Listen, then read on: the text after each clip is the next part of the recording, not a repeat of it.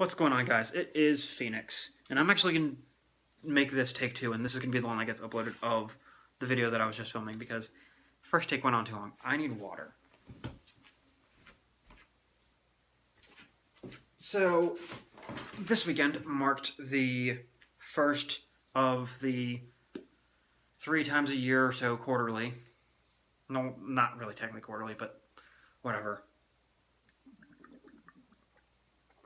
Because if it was, I would have had it in March.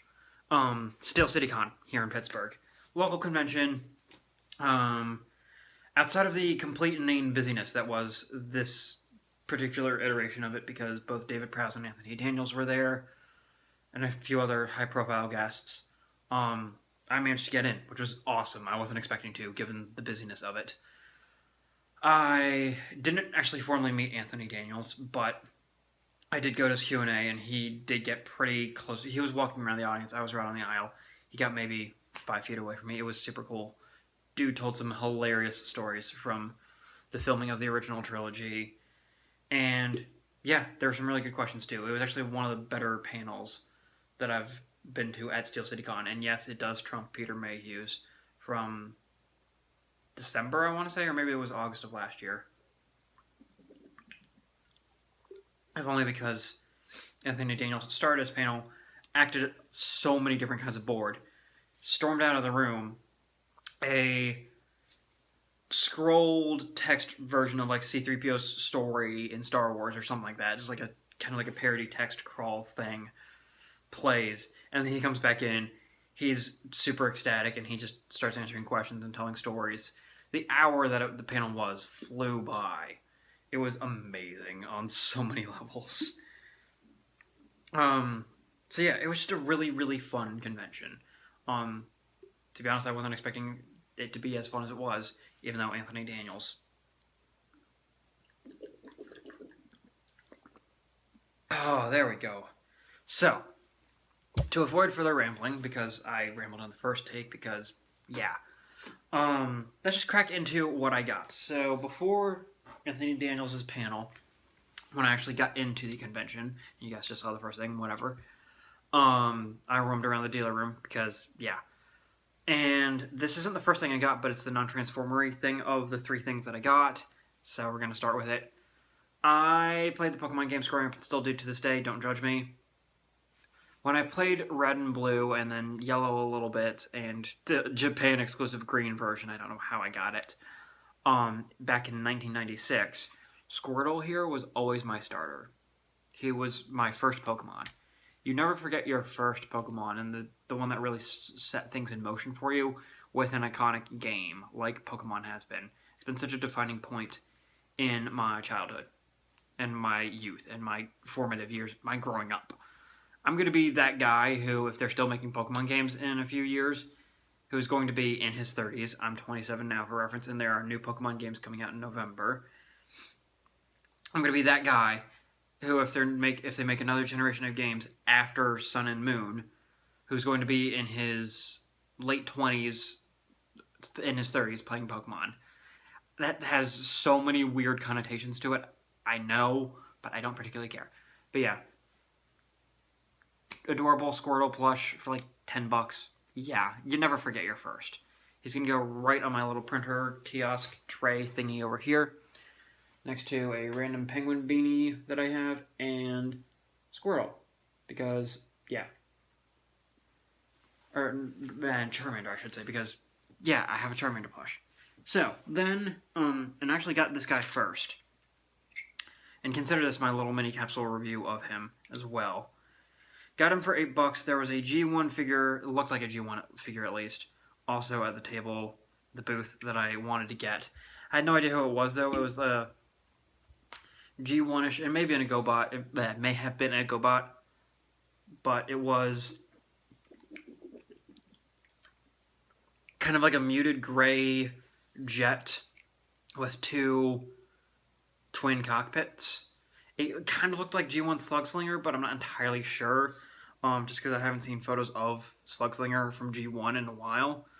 I mean, it looked cool, and it was in really good condition, and I did almost get it, because it was only $45, but I'm trying to be a little bit more money conscious right now, So I went with this guy because he was $8, and I have had a passing interest in getting this figure.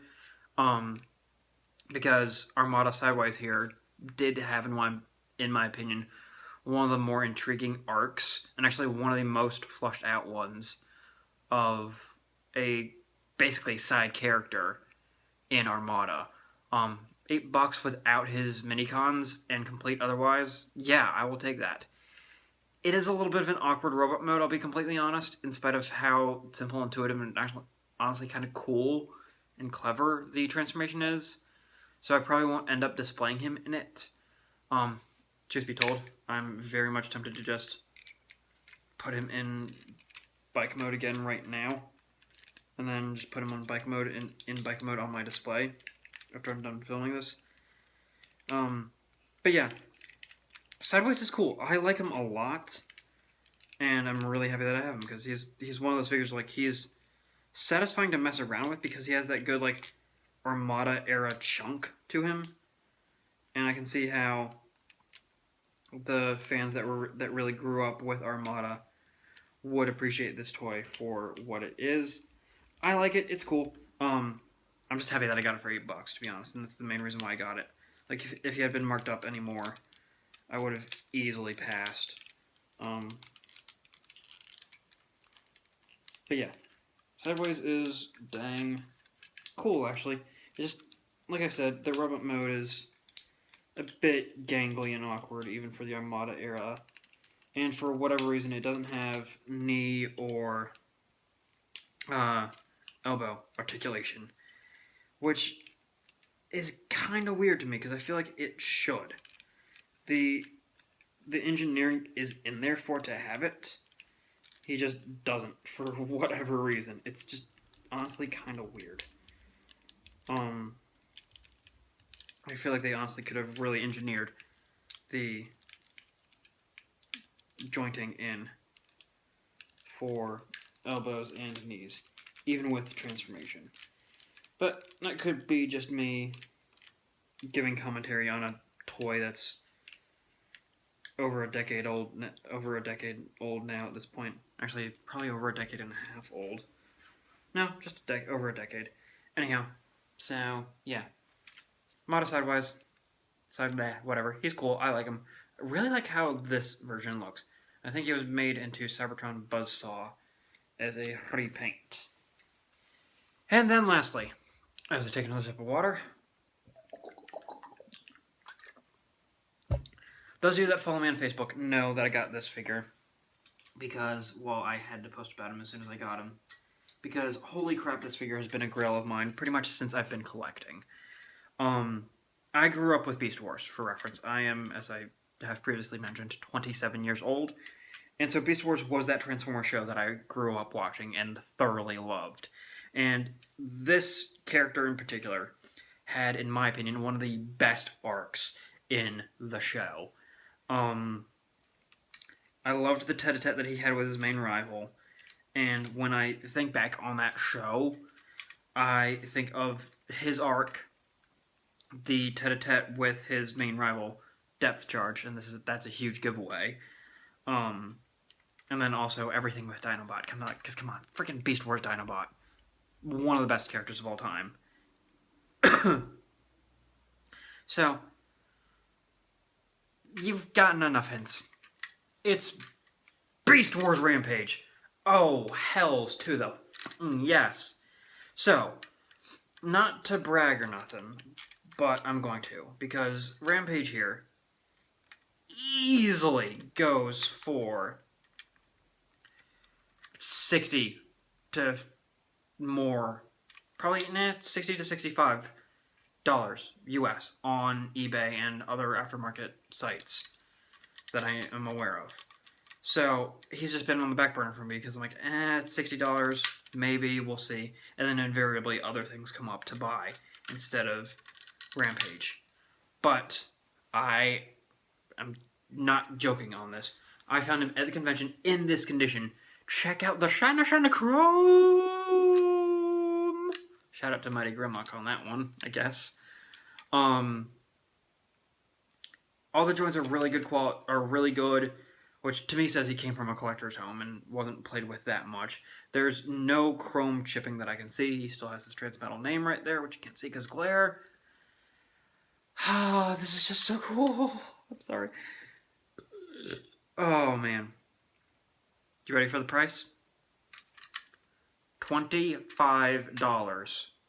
The only thing he's missing, the treads are a little loose, but I'm pretty sure the treads are just floppy with age and the claws here. The only thing he's missing are the missiles that go right there in his little cannon, which is fine by me. I can find those on eBay or at some point down the road for next to nothing. $25. Oh my gosh. Best steal ever. Oh my god, I'm so freaking happy. Rampage here is going to be on my desk, even though I don't have the space for him, for a long time. Or he's going to be like right by my desk. Oh god, this makes me so freaking happy. This is a grail of mine. Ah! Like, you guys do not understand. This was one of those achievable grails of mine that I kept wanting to get at some point, but just never did. I always knew he would probably be a convention purchase, but yeah, I've got him. Oh my gosh, makes me so freaking happy. Oh, man. There's the robot mode head tucked in back there. Oh, man. This is going to make me bring Depth Charge out here from my mom's place at some point this summer.